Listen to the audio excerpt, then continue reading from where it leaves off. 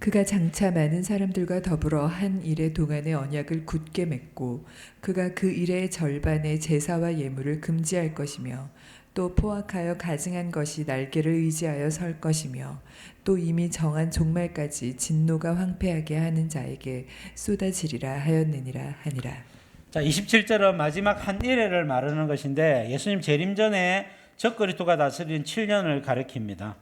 우리가 로마서라든지 그 다음에 요한계시록을 통하여 마지막 한 일회 전에 이스라엘은 회복되어 전반기 3년 반에는 복음 전파를 위해서 헌신을 하게 됩니다. 마지막 복음 전파는 누가 감당하느냐? 이스라엘이 주도적으로 감당을 하게 되는 겁니다. 이스라엘만 하는 건 아니지만 이스라엘이 성령 충만한 두 증인이 되어서 모세의 권능과 엘리야의 권능을 가지고 복음을 전하게 되는 거예요. 전반기 3년 반 동안. 그럼 후반기 3년 반에 적그리스도가 와서 증인들을 죽인다 그랬죠? 그래서 요한계시록 11장 13장에 보면 성도들을 죽이고 성도들을 배교시키려고 할 때에 이스라엘은 온전히 믿음 지키다가 순종하고 순교하게 되죠. 그래서 여러분 마지막 한 일회 동안도 똑같이 이스라엘은 환난과 고통을 당하는데 다른 점 뭐냐? 7일에와 62일에 동안은 이스라엘이 하나님의 말씀에 불순종하고 범죄하다가 얻어맞는 것이고요. 마지막 하늘에는 예수님 믿고 성령 받고 복음과 하나님 나라를 위해서 헌신하고 믿음 지키다가 환난을 당하는 겁니다. 이것이 이스라엘 회복의 청사진인데 이것은 이스라엘뿐만 아니라 모든 성도, 모든 가정, 모든 공동체도 똑같은 과정을 거치고 회복이 되어지는 겁니다. 하나님은 똑같은 원리를 이스라엘에게 적용을 시켜나가고 있는 것입니다. 자, 말씀드렸고요. 그래서 제사와 예물을 금지할 것이며 적그리스도가 와서 제사와 예배와 예물 하나님께 드리는 것을 금지시키죠. 자, 다니엘서 11장에 보면 적그리스도의 모형이었던 안티오코스 에피파네스가 예루살렘에서 이 같은 비슷한 짓을 6년 반 정도 하게 되거든요. 횟수로는 7년 동안 하게 될 것인데 이와 마찬가지로 마지막 종말 때에 전 지구적으로 이런 악행을 행하는 적그리스도가 나타나게 될 것을 언급을 하는 것입니다. 가정한 것이 날개를 의지하여 설 것이며 가정한 것은 우상이고 날개는 군대죠. 적그리스도가 군대 전 세계 군대를 의지하여 전 세계에 자신의 우상을 세우게 되는 겁니다.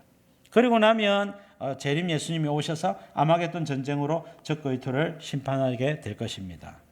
자, 이런 마지막 한 일회가 이루어질 것을 이야기를 하는 것입니다. 자, 이스라엘 회복은 어떻게 이루어지느냐? 자, 여러분 회복의 원리에 대해서 여러분들에게 말씀을 드립니다. 왜냐하면 여러분 이스라엘 회복과 내하고 무슨 상관이 있느냐? 여러분 하나님은 회복의 원리에 대해서 지금 말씀을 하는 거예요. 제가 원리 중심으로 설교를 하지 않습니까? 원리가 왜 중요하냐면 그것이 그 원리는 나와 우리 가정과 우리 자녀들에게 똑같이 적용을 할 수가 있기 때문에 그래요.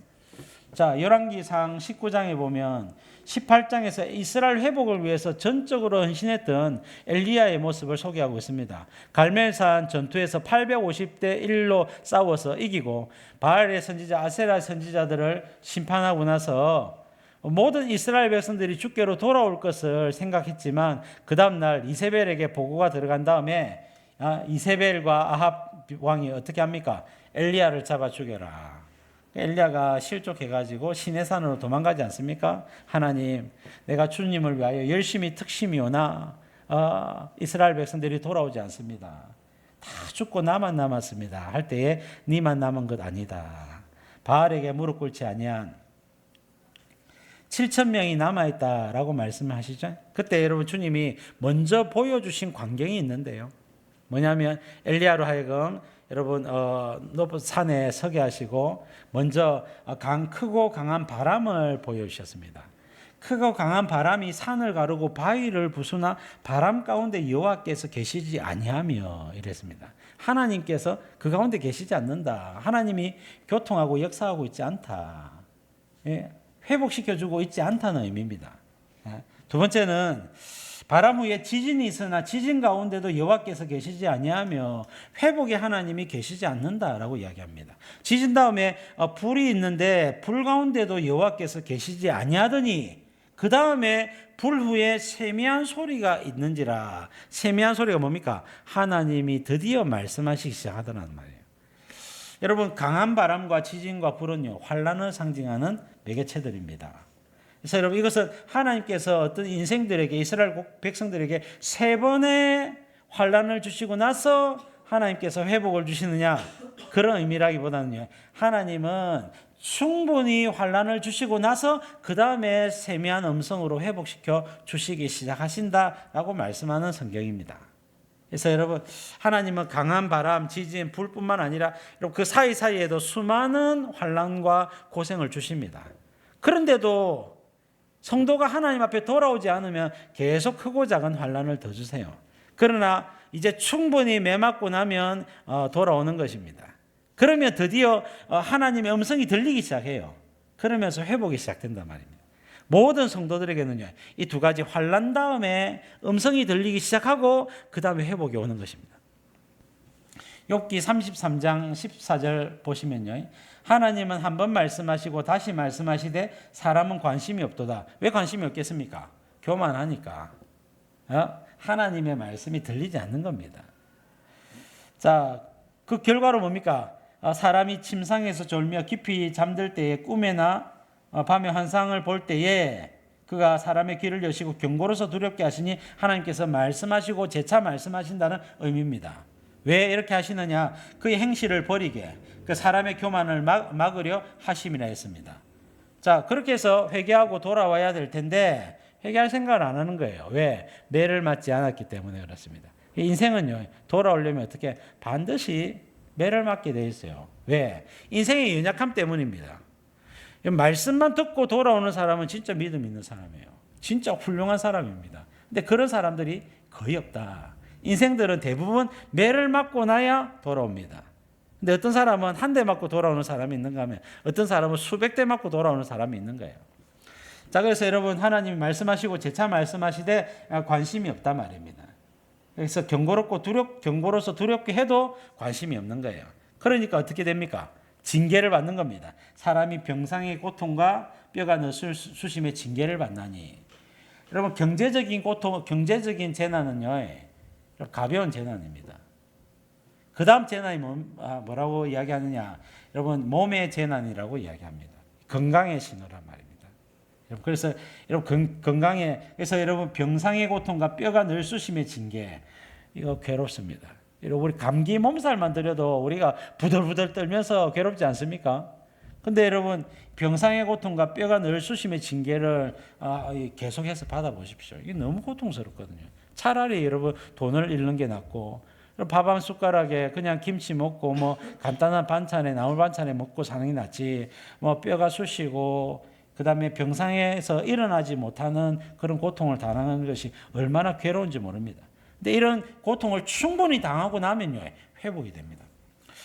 욥기 33장 20절에 보니까 그래서 어떻게 됩니까? 음식을 싫어하고 살은 파리하여 보이지 아니하고 보이지 않던 뼈가 드러나서, 그죠? 그 다음에 그의 마음은 구덩이에, 그의 생명은 멸하는 자에게 어떻습니까? 내가 곧 죽겠구나. 죽음이 임박했음을 느끼게 되는 겁니다. 여러분 충분한 징계가 이루어진다는 말입니다. 그리고 나서 어떤 일이 벌어지느냐? 여러분 23절에 보면 만일 1천 천사 가운데 하나가 그 사람의 중보자로 함께 있어서, 천사가 중보자가 된다는 말이 아니고요. 중보자는 예수님밖에 없습니다. 예수님의 이름으로 성도가 기도할 때 그 기도에 대해서 천사가 중보한다는 말입니다. 그래서 예수님의 이름으로 의지해서 기도하고 회개하게 되면 정당함을 보이게 되는 거예요. 그래서 하나님이 그 사람을 불쌍히 여기서 그를 건져서 구덩이에 내려가지 않게 하라. 내가 대속물 십자가 예수님을 얻었노라 하시리라.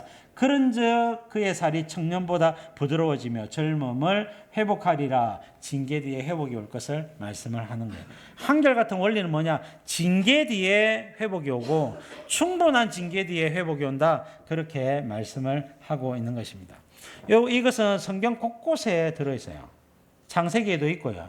사사기를 보면 더 잘 알 수 있습니다. 사사기를 통해서 회복시킬 때 하나님은 이스라엘이 범죄하면 징계하시죠. 징계할 때 이스라엘 백성들이 회개하잖아요. 회개하면 사사들을 보내서 구원을 베푸시고 평화를 주시잖아요. 반드시 징계 뒤에 회개할 때 회복을 주시는 하나님을 소개하고 있는 것입니다. 그럼 베드로전서 4장 1절에도 보면 그리스도께서 이미 육체의 고난을 받으셨으니 너희도 같은 마음으로 갑옷을 삼으라. 이는 육체의 고난을 받은 자는 죄를 거쳤음이니. 그래서 육체의 고난을 환난을 충분히 받고 나면 죄를 거치게 되고 죄를 거치고 나면 여러분 하나님이 회복을 시켜주시는 거예요. 원리가 똑같습니다. 이는 다시 사람의 정욕을 따르지 않고 하나님의 뜻을 따라 육체의 남은 때를 살게 하려 함이라. 만약에 우리가 조그마한 징계를 받고 나서 바로 회복시켜주면 어떻게 됩니까? 회복되고 나면 또 죄를 짓는 대로 나가는 겁니다. 하나님은 그렇게 하지 않도록 충분히 징계하고 징계해서 그 안에 있는 독소를, 독기를 뽑아내시고 나서 그가 회복시켜 주고 나면 다시 그는 죄 가운데로 나아가지 않고 남은 때를 하나님의 말씀을 따라 사는 인생 되게 하고자 하는 겁니다. 이스라엘 회복도 마찬가지예요. 여러분 69일에 동안 충분히 매를 맞고 나면 회복되었을 때 회복되고 나면 다시 세상으로 세속으로 나아가는 것이 아니라 오직 복음을 위해서 하나님의 말씀에 순종하는 삶을 위해서 나아가는 이스라엘로 바꾸고자 하는 겁니다. 그게 이스라엘 회복의 청사진이다. 그래서 모든 회복은요 충분한 징계와 심판 뒤에 이루어지는 법입니다.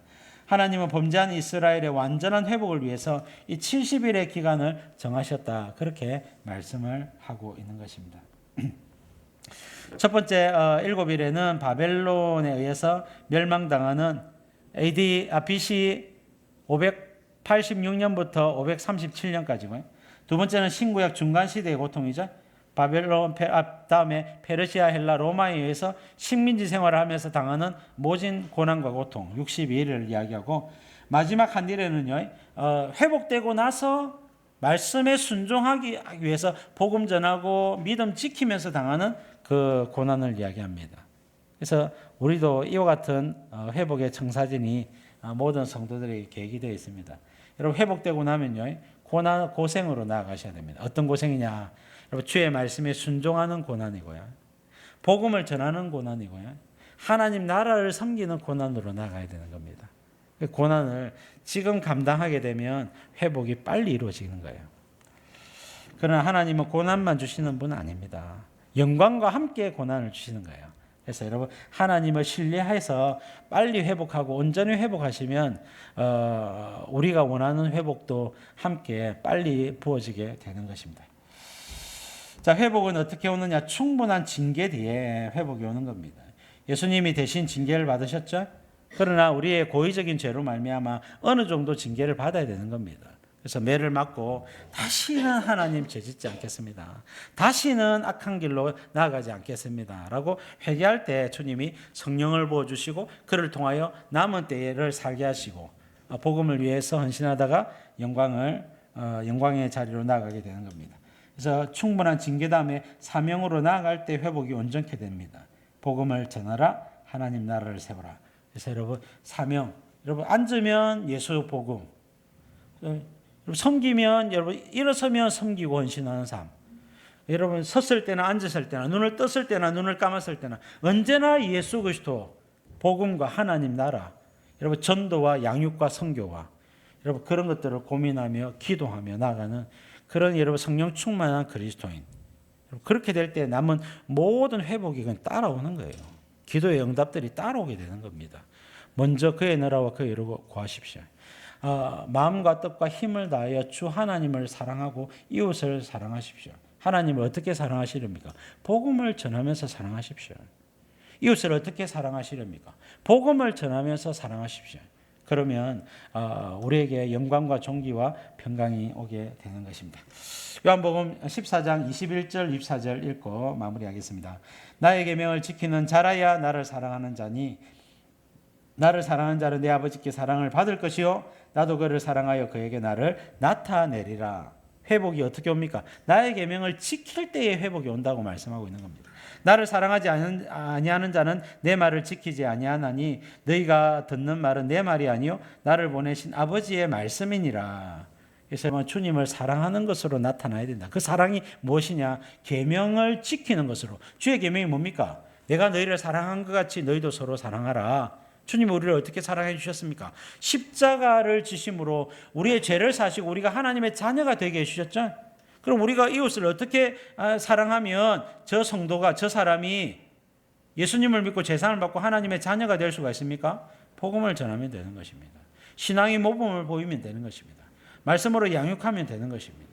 그렇게 사랑하는 삶으로 나아갈 것을 주님이 소망하고 계시는 것입니다. 자, 여러분, 주님을 사랑하는 주의 백성들이 되기를 바라고, 복음 안에서 온전히 회복되어서 하나님 나라와 복음을 위해서 사시다가 주님에게 기쁨이 되시고, 또 저와 여러분들의 삶에 온전한 회복이 이 땅에서부터 부어지는 은혜와 축복이 있기를 주님의 이름으로 축원합니다. 자, 기도 제목 읽고 마무리하겠습니다. 시작. 회복되게 하소서. 주님의 사랑을 받게 하소서. 이스라엘이 온전히 회복되게 하소서. 죄를 버리고 성령 충만하여 복음에 헌신하게 하소서. 아멘.